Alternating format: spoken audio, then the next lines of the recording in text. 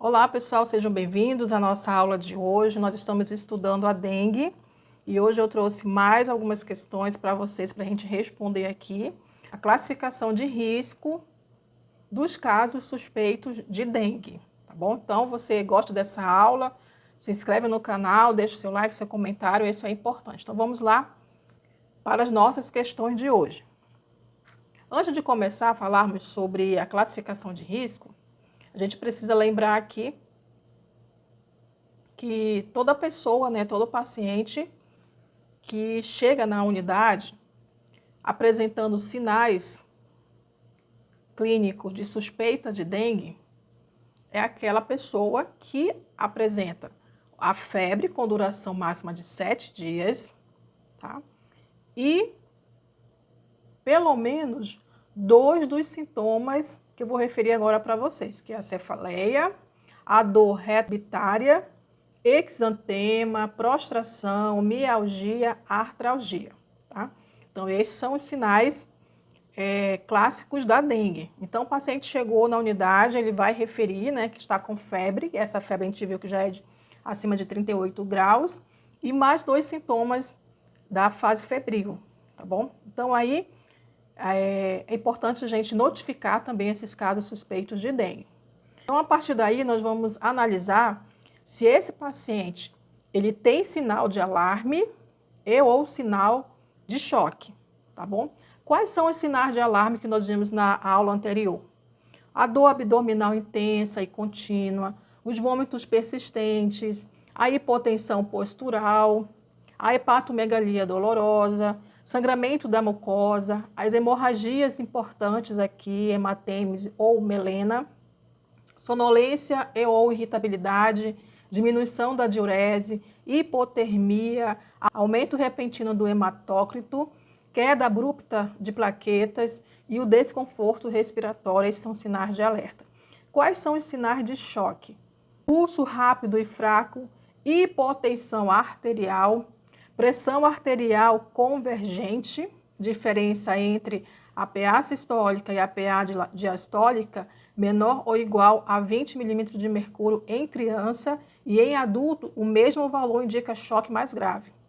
Extremidades frias, enchimento capilar lento, a pele úmida e pegajosa, oligúria, manifestações neurológicas como agitação, convulsões e irritabilidade em alguns pacientes, tá? Então, esses são os sinais de choque. Então, o paciente tem sinal de alarme ou sinal de choque. Se ele não tem sinal de alarme ou sinal de choque, a gente vai pesquisar, então, sangramento na pele de forma espontânea ou através da prova do laço positiva, tá? Ou condição clínica especial com risco social ou comorbidade.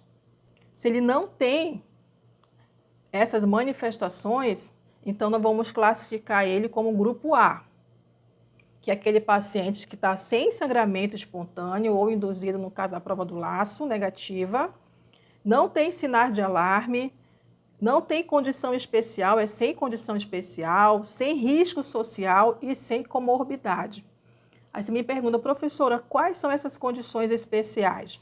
Aí nós temos o lactente, que são os menores de 2 anos, gestante, adultos com idades acima de 65 anos, pessoas com hipertensão arterial ou com outras doenças cardiovasculares graves, diabetes mellitus, DPOC, doenças hematológicas, doença renal crônica, doenças autoimunes ou pacientes que podem apresentar uma evolução desfavorável e devem ter acompanhamento aqui diferenciado, tá? Então, essa condição clínica especial ou risco social com as comorbidades que a gente precisa avaliar. Então, aqui na classificação do grupo A, esse paciente ele não apresenta sangramento espontâneo e nem induzido pela prova do laço, tá? É sem sinais de alarme, sem condições especiais, sem risco social e sem comorbidade. Então, ele é classificado aqui como grupo A. A gente não vai falar da conduta, mas é importante que vocês saibam que esse paciente é um paciente estável.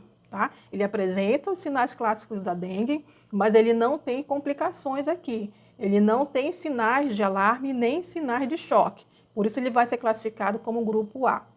Se ele apresenta sangramento na pele de forma espontânea ou induzida, ele vai ser classificado como grupo B, tá? Então, esse paciente tem sangramento da pele de forma espontânea ou através da indução com a prova do laço positiva. Ou esse paciente tem uma condição clínica especial, tá?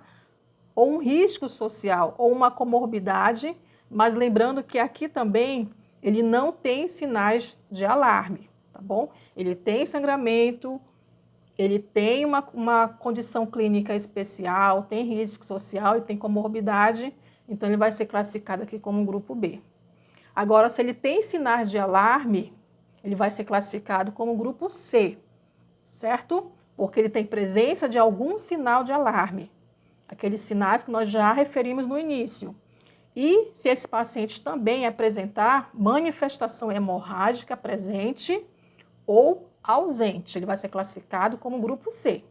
Se ele apresentar sinais de choque, ele vai ser classificado com o grupo D, né, que ele é a classificação vermelha, na classificação de risco, porque esse paciente está apresentando sinais de choque ou hemorragia grave ou alguma disfunção grave nos órgãos, e ele também apresenta manifestação hemorrágica presente ou ausente, vamos classificar ele como grupo D, classificação vermelha.